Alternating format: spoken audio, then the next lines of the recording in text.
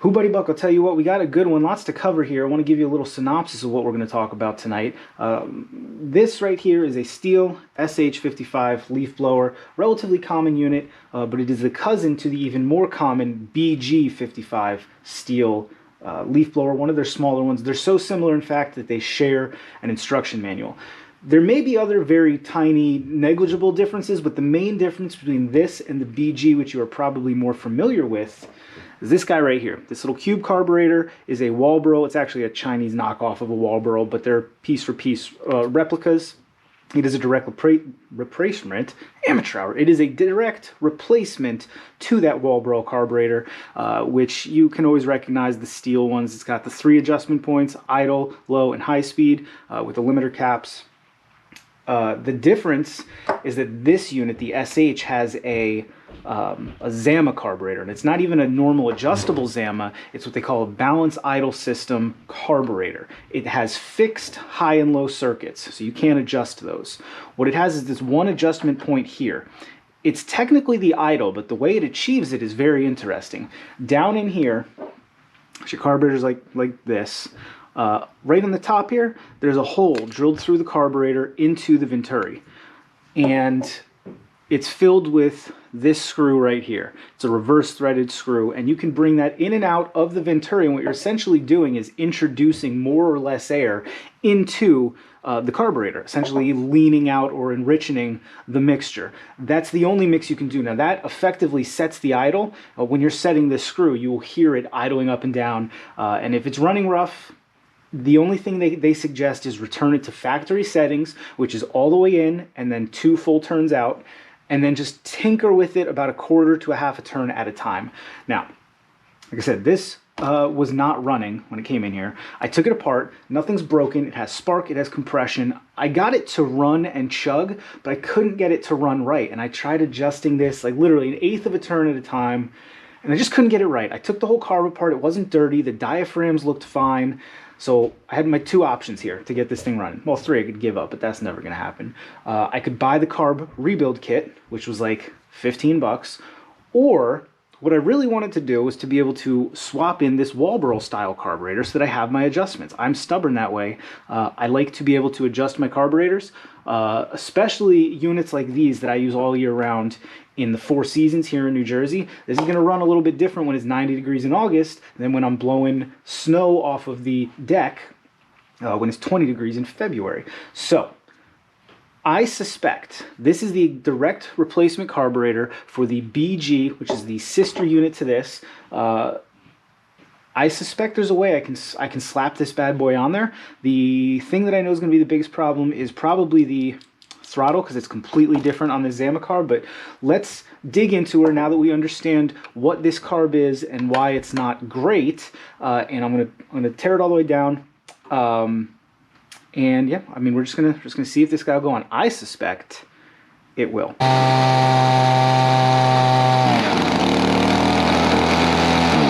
Let me get this torn apart and we'll dig in. Alrighty, we have this unit torn down as far as we need it to be to get this done. It's all just Torx head. It's no big deal, nothing scary. I'm gonna pop this guy off. Here's your air filter. Obviously, if you got one of these that's not running real well, these air filters are a real big deal, especially on the smaller, the 2-stroke. The air filter starts to make a huge difference because it's essentially part of the mixture. It's not a big deal if you're running a big 10 horsepower or something, but real big deal. Always start here, make sure you have a clean filter. We're actually going to replace ours today, even though I'm pretty confident it's okay. So you've gotten it down this far. Next thing you're going to have to do is pull these out. And I don't remember offhand, they might be 5/16. They absolutely are. There's a room for a socket on the top one, but not down below. Down below, you just sort of have to little by little it. So pull this guy off. In case you're wondering, this is your choke here. The choke is not part of the carb. It's part of this mounting bracket that holds your air filter, air box, I guess, if you will. Which is another reason why it's going to be, I think, pretty easy to swap this carb out.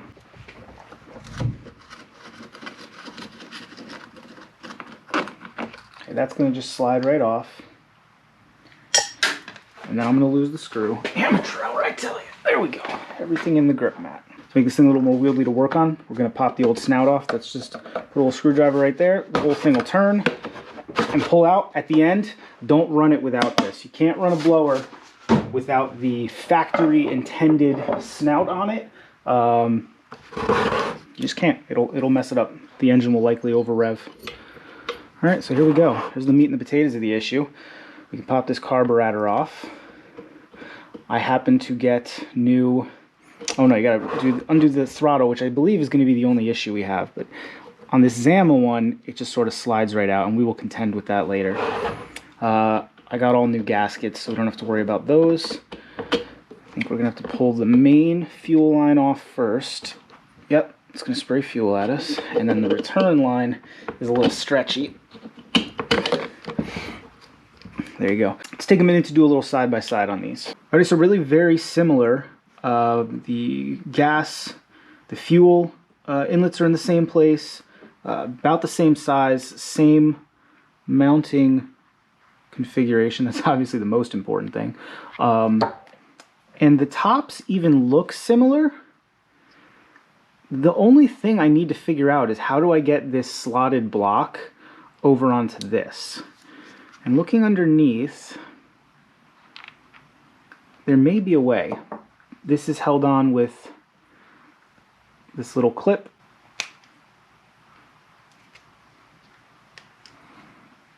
Okay, the clippy is unclipped. Make sure to put that in our grip mat so I don't lose it. Now this comes out, and there's some kind of little wear ring or something. I don't know, maybe it's a spacer. Now I don't think I can drill this out to be that size. There's just not enough meat there. Now here's something interesting.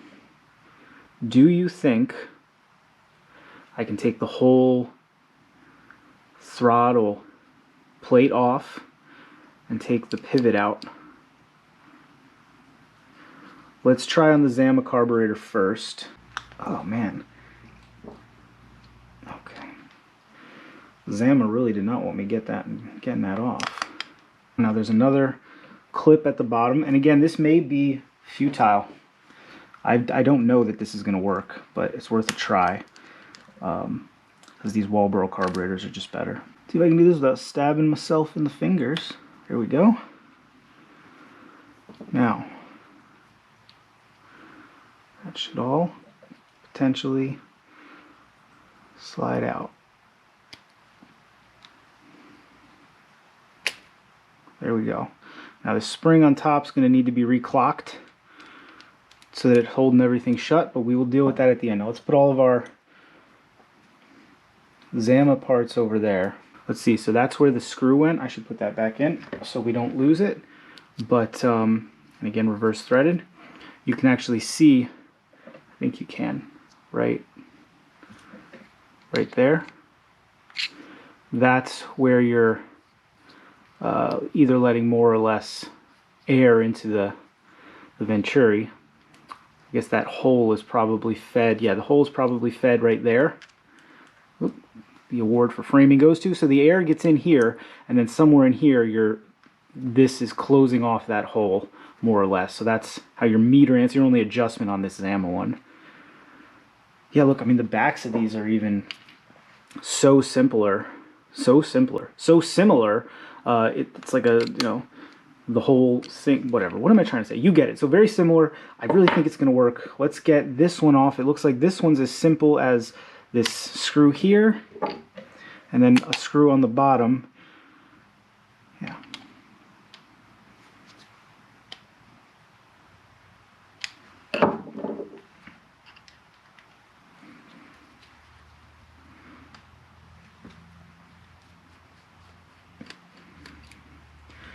Keep all of our, yeah, that one definitely had Loctite on it. Keep all of our WALBRO parts over here. Important to remember that the hole in the throttle plate, again, framing was at the top.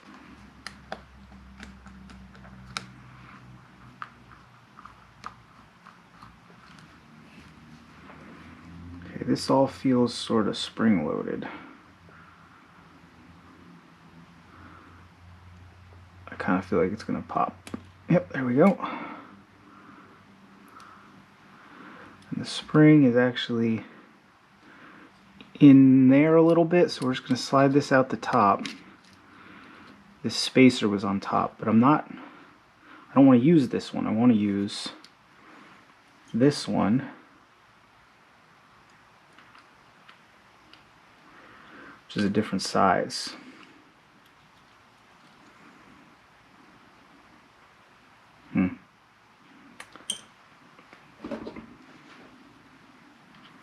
Not by much. I'm gonna risk it and I'm gonna drill out this WALBRO. It's a straight through drill. Let's find a drill bit that matches the size of this.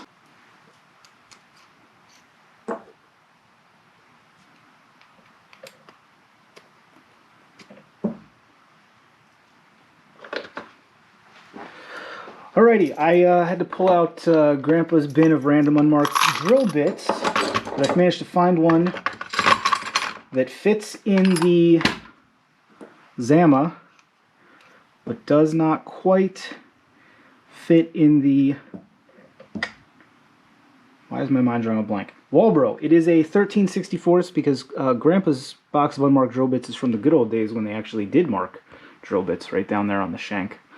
Again, the award for framing. So we're going to try to drill this guy out, see if we can get it to fit. Worst case scenario, I risked, I think this was 23 bucks, but it came with like a whole box. Like you're basically going to rebuild your thing if you wanted to. Spark plug, tank filters, a couple of these primer bulbs. I mean, yeah, they're all directly from the mainland, but what are you going to do? Beggars can't be choosers. Let's drill this out. Friends, something awful has happened. I didn't film. I don't know how. This GoPro's been giving me nothing but trouble. I drilled the hole and I've got it halfway put back together and you didn't get to see any of it. Here's what I did. I swear to you, I've even got the cloth full of shavings to prove that I actually did it. The 13/64 was not cutting the cheese. Wasn't up to snuff. So we went to a 7/32, which we drilled out ever so slowly, and it worked. We were able to get this back in. I was correct. This spring rests, I know you can't see that, this spring rests up against this, and now this thing lines up and opens and closes perfectly. So you were looking at the WALBRO carburetor with the Zama throttle rod. I reclipped the bottom. I'm about to put this on. I stepped away to get Loctite for the little screw. I looked down at the camera and I said, well, that little red light's not blinking. So, amateur hour, I tell you. Though I guess I'm allowed to do amateur hour on this channel because it's only got like 500 views at the time of this filming. I have this problem where I can't use the right amount of Loctite. I'm either drowning it in Loctite or there's no Loctite actually on it. If you know of like a support group or anything where I can get some help, I'd really appreciate it. Are any of these screwdrivers magnetized? That'd be real great right now.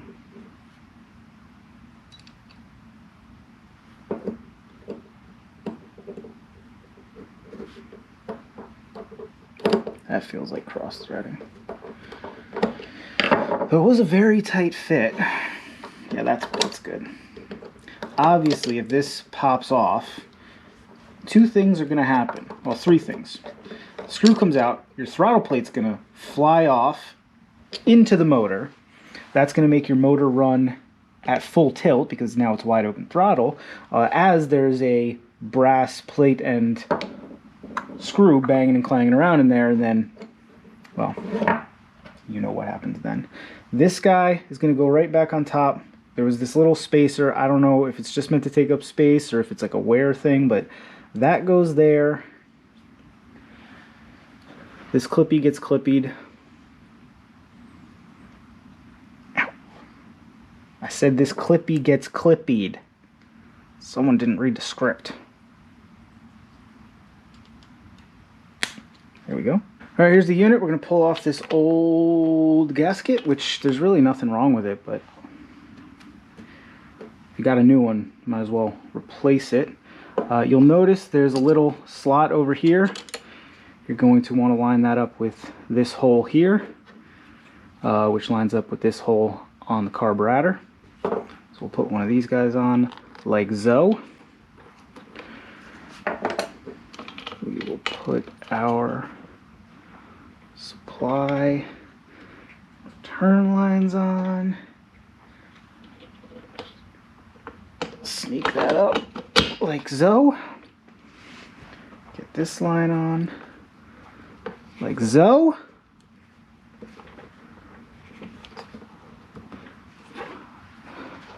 I think I might have been wrong about that hole. Whatever. Yeah, the hole's on this side. Both gaskets have the hole. Line it up with whichever side has it. Yeah, sorry. They gave you two fronts. Whatever. Please. Oh, wow. That's a pretty large mistake to make on my part. Just put the whole carburetor on backwards. Where's the bowl? You weren't even going to tell me? You were just going to watch me do it? You guys are bad friends. Oh, my God. All right. Sneak. Well, take our gasket back off. Sneak this guy back out. Turn a few things around. That's on the throttle, which is real easy to do.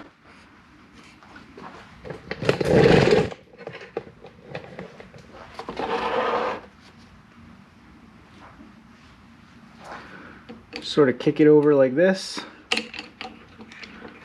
and hold it. Get this lined up, and then you see that just goes over it. Oh, maybe the other way. It's got to go over it and in. That lead stopper on the end, I believe, should go in there. There we go. Disappears in. Throttle works. It's a little sticky on this unit. I know that was bothering Eric, but it is what it is. Come back down. Now they had a really nice rubber gasket on there, but it is broken down there, so we're gonna ditch that in favor of this guy, the paper gasket which I put on there. Right, we did everything. Throttle's on, supply, return, turn this back the way it was. I know I could have cleaned this unit more, but whatever. I don't have an excuse, I'm just not going to. I don't even know if it's going to run yet. Cut me a break. Jeez, people. So unforgiving. Make sure this is all lining up as it should. Oh, look at that. I did fit the socket over this one. I thought you had to use a wrench and just weeble wobble it from the side. Well, maybe I was right the first time. Give me that back.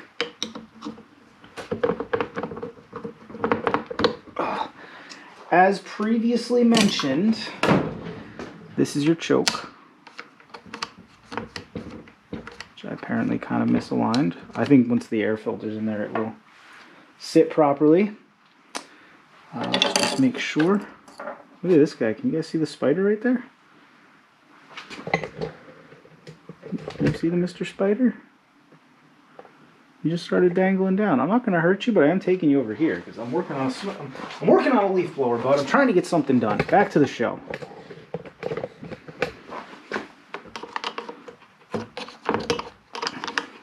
Tight. Can't access it. Call it tight.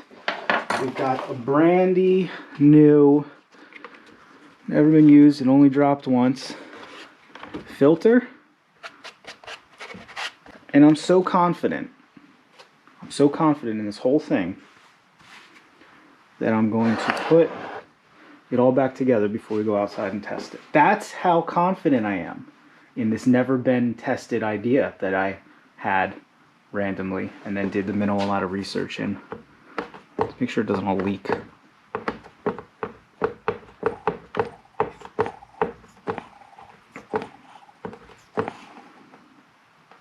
Yeah, so far so good. Alright, I'm going to put it together. I'll meet you guys outside in 5. Okay, may have identified some fitment issues. Certainly, however much may be similar between the SH and the BG, they do not share rewind casings. This is going to pose the slightest bit of an issue right there. So yeah, the long and the short of it is, I think I'm going to cut it just very elegantly. Right angle it right there. You'll never know. Alright, we made it back. Took out the smallest little bit. If you're going to try this at home, you've already got that cut out where the old idle was. Basically follow that line down about an inch, wing it over, and ta-da! So now both of these are wildly accessible. Choke's a little bit harder to activate, but whatever. Let me swing this on. Meet you guys outside in 5 again. Alright friends, it's all over now with the crying. Turn her on, choke on.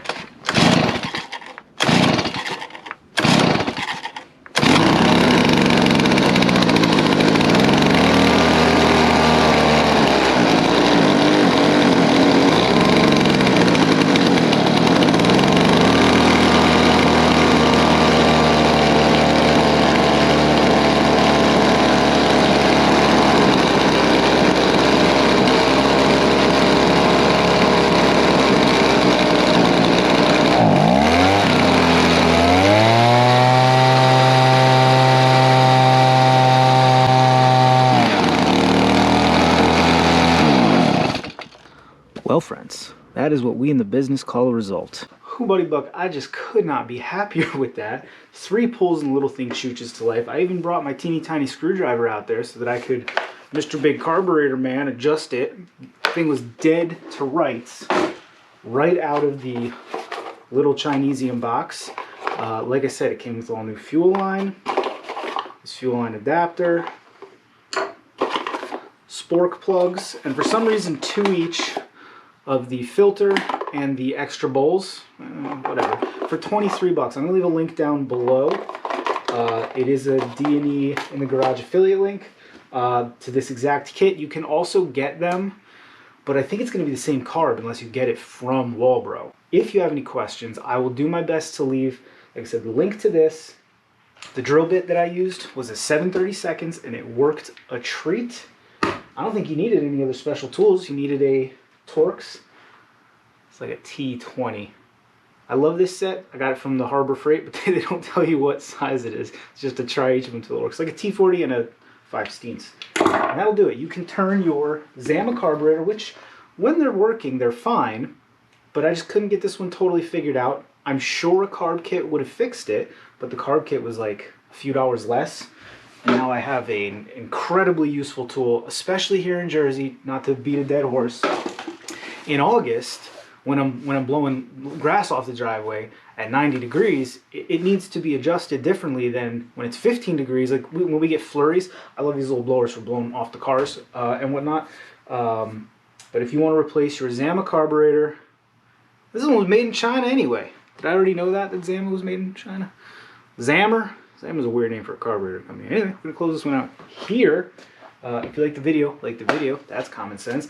Maybe subscribe to this channel. This little channel that is growing. That Predator video really did us good. It is actually a pretty big day here at Doug V Carburetor. Not that we have a ton of videos, maybe we have 10. This is the first video not on a snowblower. Hey! Progress, still a blower, it's not a snowblower. It's a blower that I use for snow, but it's not a snow blower. Let's not read into it too much into it. As always, thanks for watching.